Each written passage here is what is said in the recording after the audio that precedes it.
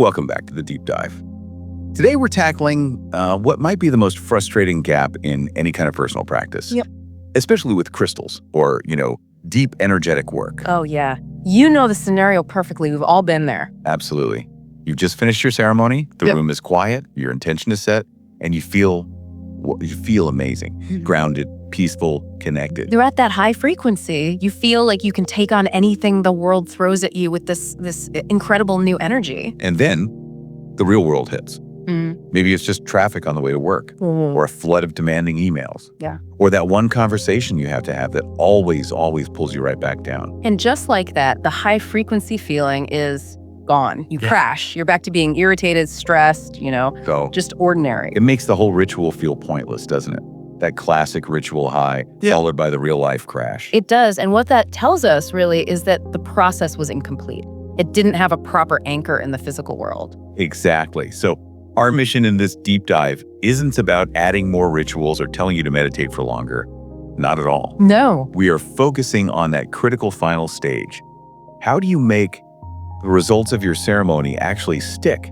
How do you translate that feeling into real, tangible choices every single day? And that really shifts the goalposts, The measure of success isn't how beautiful your crystals are or how deep your meditation was. No. The real question is, when you go back into the mess of daily life, can you hold that new frequency?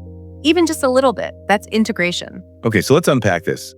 To get there, we have to look at the whole practice as two distinct phases that work together. That's the key. Phase 1 is what I call the opening. It's the high-level setup. Its only job is to raise your energy and clear the way. So that's where the familiar steps come in. Cleanse, align, activate. Exactly. Cleanse is about clearing out the old stuff. Think of it like emptying a dirty cup before you pour in fresh water. You're getting rid of old beliefs, negative energy. Okay, making space. Then you align. You're basically pointing a compass. You're organizing all your focus and intention toward one specific goal. And activate is what? Flipping the switch. Pretty much. You're waking up the energy.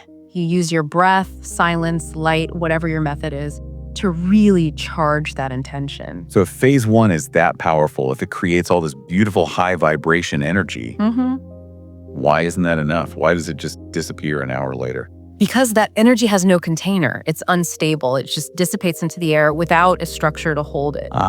If you only do phase 1, you feel, we call it fluffy. You're vibrating high, but you have no roots. You're disconnected from reality. So you need phase 2, the structuring. Yes. If phase 1 creates the potential, phase 2 builds the framework, the scaffolding to hold that potential firm in your day-to-day life. This is the anchor. And that's where things like the crystal grid come in. It's not just a pretty pattern, it's a physical framework. It's a signal tower system. It's constantly broadcasting and anchoring your intention. And this phase also includes closure ending, the old you and rebirth, stepping into the new. All of that leads to real integration. So the big takeaway here is, if you only do phase 1, you get the good feelings, but nothing in your life actually changes. Not your money, not your relationships. Nothing. You need phase 2 to bring that energy down into flesh and action. Okay, so this is the part that I think is so interesting. How do we translate that? How do we make this ceremony a part of our life without, lighting sage at our work desk? Right. And here's the principle. You don't need to do the ceremony every day. In fact, you shouldn't. That's just a recipe for burnout. Okay. But you must use the result of the ceremony every day. The practice stops being a ritual and becomes a continuous choice you make moment by moment. Let's break that down. Give me some concrete examples. Let's start with cleanse. In the ritual, that's smoke or sound. What is in the real world? In the real world, cleanse is the choice to know what energy is not yours and to not carry it. Ooh. Okay. So your colleague comes over and starts gossiping. You feel that heavy, toxic energy. The cleanse is choosing to just walk away, or even just staying silent and not participating. You are refusing to let that into your system. You're not carrying their stuff. I like that. Okay, what about align? The ritual is organizing crystals or meditating?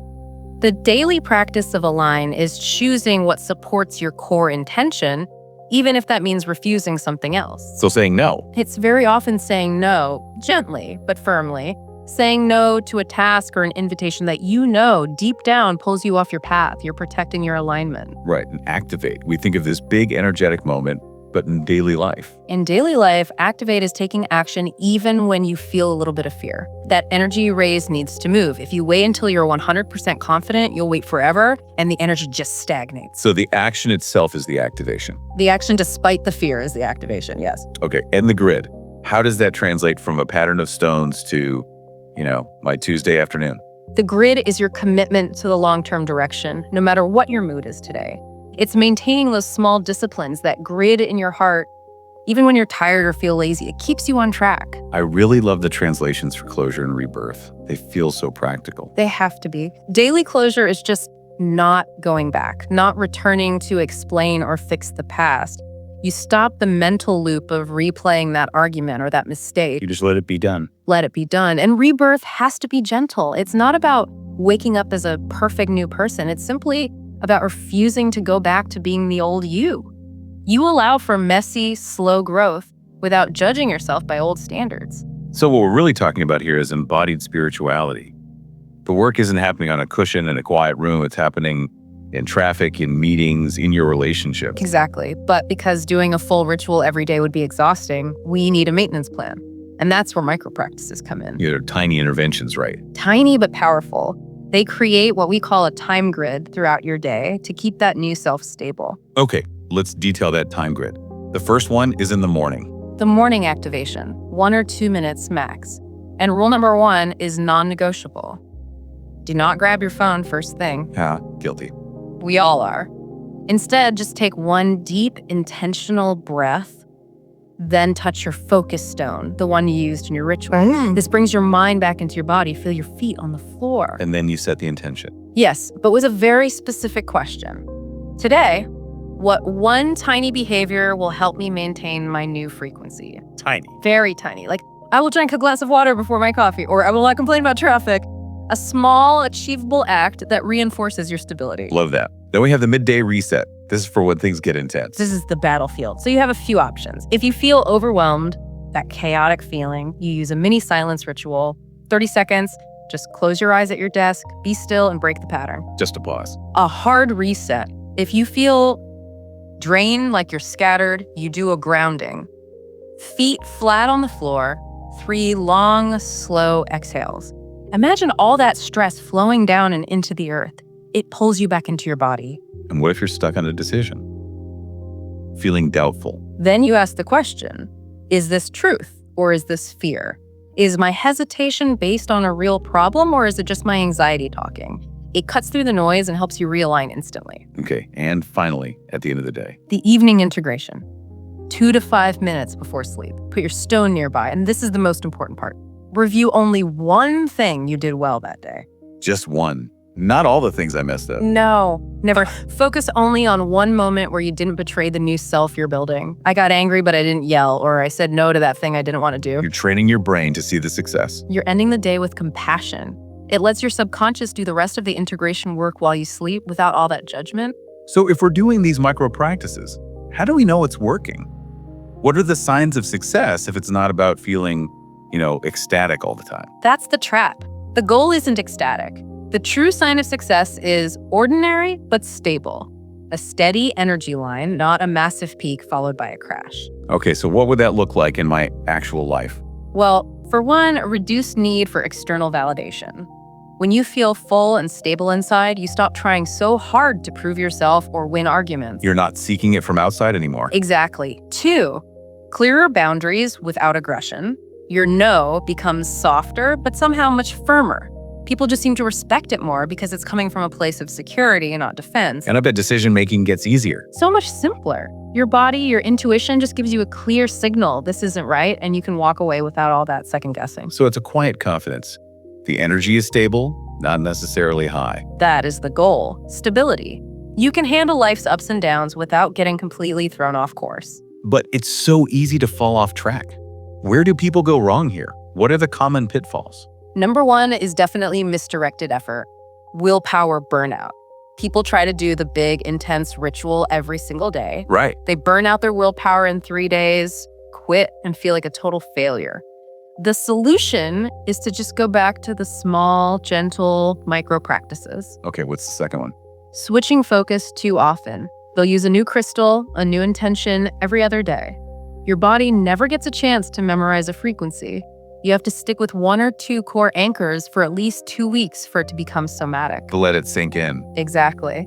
And the last one is the most insidious. It's an addiction to the high. Spiritual bypassing. That's it. Using the practice to feel good and escape the messy, difficult parts of life. But the whole point of this work is to live with the world, not to hide from it. Right. Escaping just keeps that high crash cycle going forever. And the real test isn't when you're alone meditating. It's when you're dealing with difficult people or situations.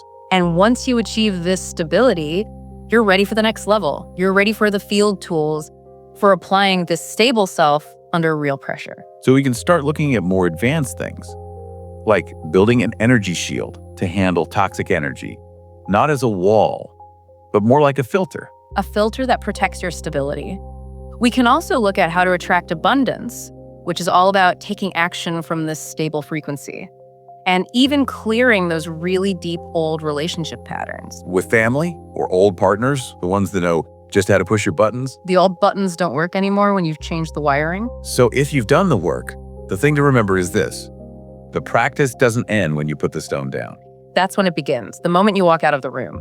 The goal isn't to be elevated every day. No, the goal is to be stable every day. That consistency is what makes the change permanent.